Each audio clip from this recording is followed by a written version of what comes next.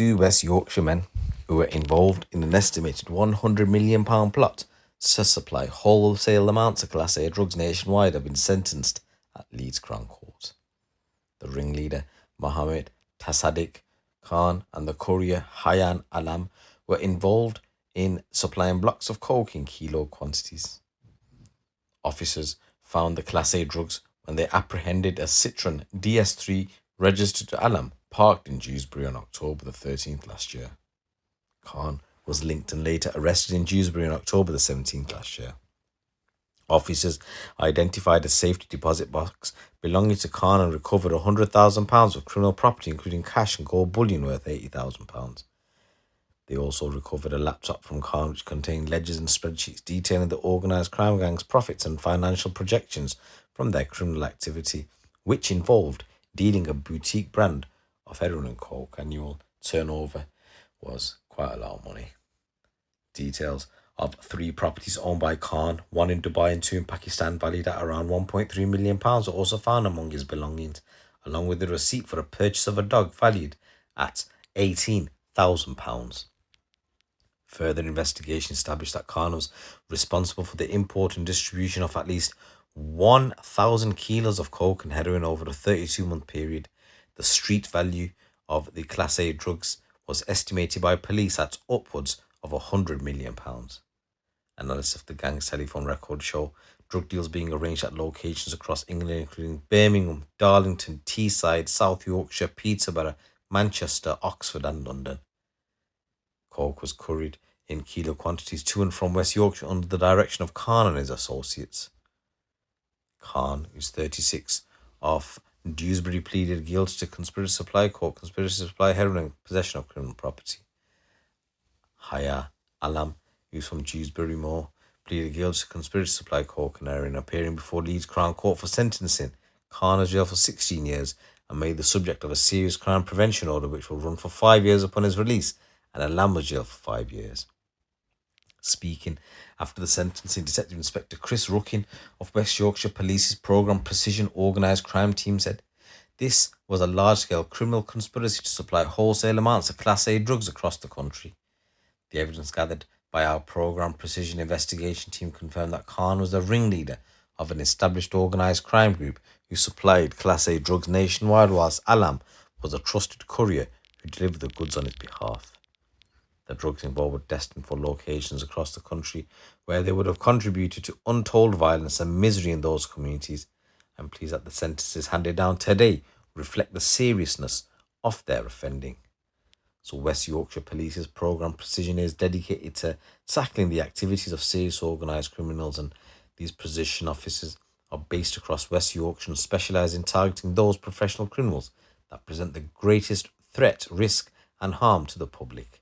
There's a third man, Adnan Shabir from Dewsbury, and he's due to be sentenced on the 4th of October for conspiracy to supply Class A.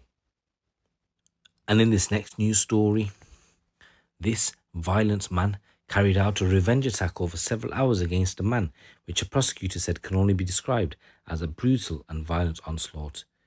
During this attack, Jake Hall and a second masked man beat a victim to a pulp in his own home, leaving him with a fractured face and ribs. Over the hours the vicious assault took place, the 24-year-old and his accomplice would take breaks from attacking the man before going back again and beating him more. And all of this happened because the victim's partner had put in a complaint to the local council about Hall's dog being out of control. Jailing him for 2.5 years, Judge Stuart Rafferty KC said, "This was an armed attack on an innocent man in his home over a period of hours, with you seeking to humiliate him. You used weapons on him, and from time to time you broke off before you began to start on him again. He suffered broken ribs, a fracture to his face and a potential punctured lung, and you beat him to a pulp, and someone thinks this is an ABH. If this is not GBH, then I don't know what is. Whoever at the CPS decided to charge you as an ABH without seeing the medical evidence should frankly be ashamed of themselves."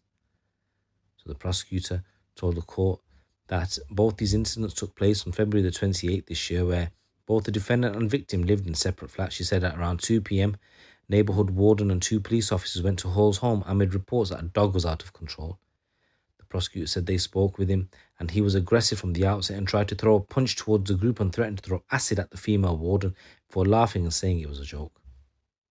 Prosecutor said a short while later he went to the flat where the second victim lived with a woman who the defendant believed had put in a complaint about his dog.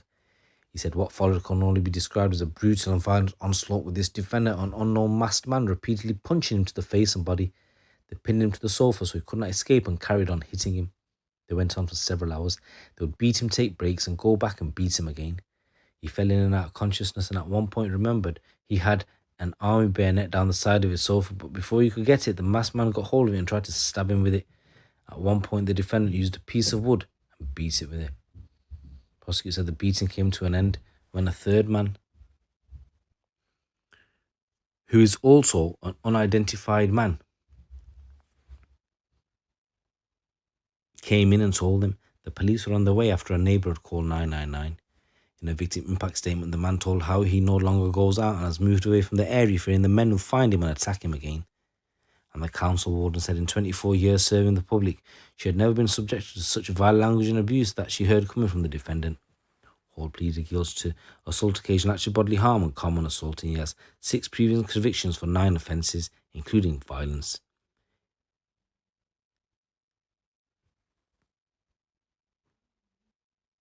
A man has been jailed for a minimum of 17 years after being found guilty of murdering someone in Hayes. Sufyan Chowdhury was jailed for a minimum term of 17 years. He'd been found guilty of the murder of 40-year-old Christophe Baran following the conclusion of a trial. Chowdhury was caught on CCTV making a phone call to emergency services hour after he attacked and killed the victim. However, he claimed that he had just found him suffering injuries. CCTV and forensic scene examination has helped to convict the murder suspect who claimed he acted in self-defense. Detective Sergeant Andy Shepherd said this was a needless, brutal murder that Sufyan Chowdhury initially tried to cover up and then later tried to blame on the victim, saying that he had acted in self-defense. So I'm pleased that the jury saw through the string of untruths that he told in a bid to get away with the murder.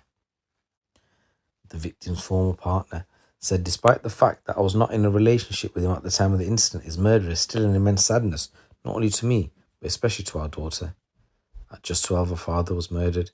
After months of help and support, my daughter is often still upset, struggling to understand why someone would kill her father, and she often blames herself for what happened, thinking that had she done or said something different, her father would still be alive.